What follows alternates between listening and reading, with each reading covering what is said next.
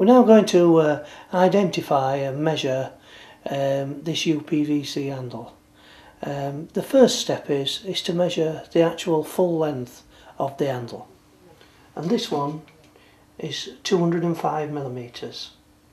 The second measurement is the actual from the centre of the handle to the centre of the round part, which is 92 millimeters, and the third measurement is between the screws, which is 120 millimeters.